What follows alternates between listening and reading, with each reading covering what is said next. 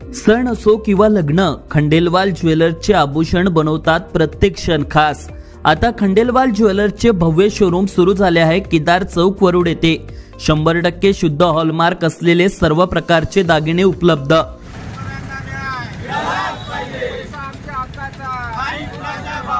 आमरण उपोषण सुद्धा सुरू राहणार आणि आज संध्याकाळी आमचा निर्णय होऊन उद्या आत्मदहनासारखा एक निर्णय या ठिकाणी घेतला जाणार आहे।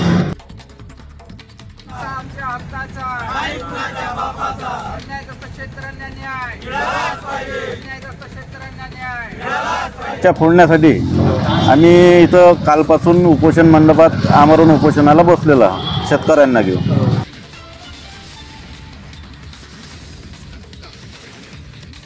कशासाठी हे आमरण उपोषण या ठिकाणी शेतकऱ्यांचं सुरू आहे? आमरण उपोषणामध्ये आमच्या 4 मागण्या आहे। त्यामध्ये अशा आहे की सन 2023 मध्ये वरुड तालुक्यामध्ये अतिवृष्टी झाली होती आणि अतिवृष्टीचे पैसे शासनानं शेतकऱ्याला मंजूर केले, ते काही शेतकऱ्यांना दिले सुद्धा।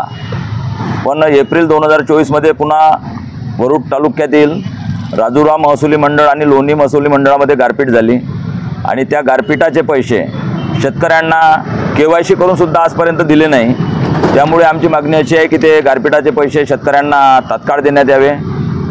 दुसरी मागणी अशी आहे की संत्रा मोसंबी उत्पादक शेतकऱ्यांनी फळ पिकाचा विमा काढला होता, त्या विम्याची रक्कम तात्काळ देऊन एक अतितापमानाचे मे महिन्यातील टिगर कंपनीने व हवामान कंपनीने ॲडजस्ट केले, ते टिगरसुद्धा शेतकऱ्यांना देण्यात यावे। आणि विम्याची रक्कम सप्टेंबरमध्ये देय होती, परंतु ते आता या महिन्यात देणार असल्यामुळे त्याची व्याजाची रक्कमसुद्धा देण्यात यावी। त्यानंतर 1 रुपया विमा जो आहे तो 1 रुपया विम्यामध्ये शेतकऱ्यांकडून विमे काढून घेतले व शासनाने कंपनीला शेतकऱ्याच्या विम्याचे पैसे दिले। या तालुक्यात नुकसान होऊन सुद्धा कंपनीने शेतकऱ्यांना तो विमा दिला नाही, त्या विम्याची रक्कमसुद्धा शेतकऱ्यांना तात्काळ देण्यात यावी, अशा स्वरूपाच्या आमच्या मागण्या असून तसेच एक फळगळतीसाठी आताच शासनाने नुकतेच अनुदान जाहीर केले। त्यामध्ये तहसील प्रशासनाने शासनाचा कोणताही आदेश नसताना, कलेक्टर कमिशनर स्तरावरून कोणताही आदेश नसताना स्वतः तहसीलदार साहेबांनी त्यांच्या स्तरावरून लोणी आणि राजुरा महसुली मंडळ दोन्ही महसुली मंडळ फळगळतीतून वगळले। त्यामुळे त्या दोन्ही मंडळाचा फळगळतीमध्ये समावेश करून शेतकऱ्यांना त्याची अनुदानाची रक्कम द्या, अशा 4 मागण्या या ते घेऊन आम्ही या ठिकाणी बसलेलो आहे।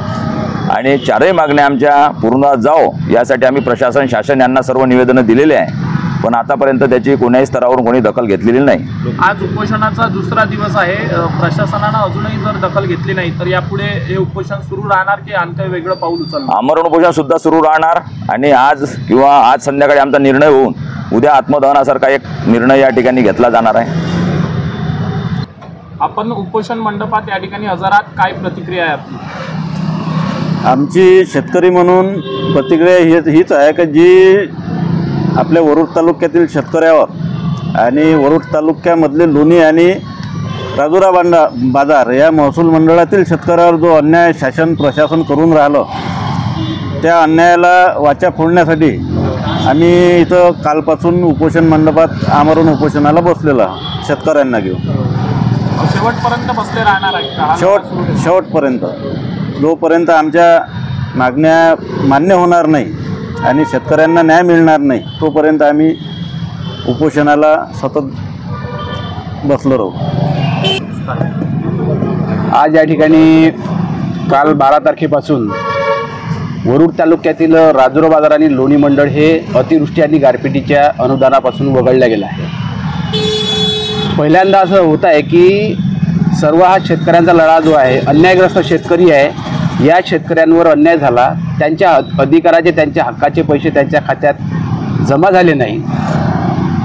किसान न्याय हक्क संघर्ष समितीतर्फे आम्ही वेळोवेळी तहसील प्रशासनाला, संबंधित अधिकाऱ्यांना गेल्या महिन्याभरापासून आम्ही सातत्याने याचा पाठपुरावा करत आहोत। आम्ही या ठिकाणी तहसीलमध्ये ठिय्या आंदोलन केलं, तहसीलदारांना आम्ही निवेदनं दिली, संबंधित अधिकाऱ्यांना आम्ही प्रशासनाला आम्ही वेळोवेळी त्यांचा पाठपुरावा करायला लावा की हे 2 मंडळ जे आहे 2 मंडळं तुम्ही त्याच्यामध्ये समाविष्ट करा।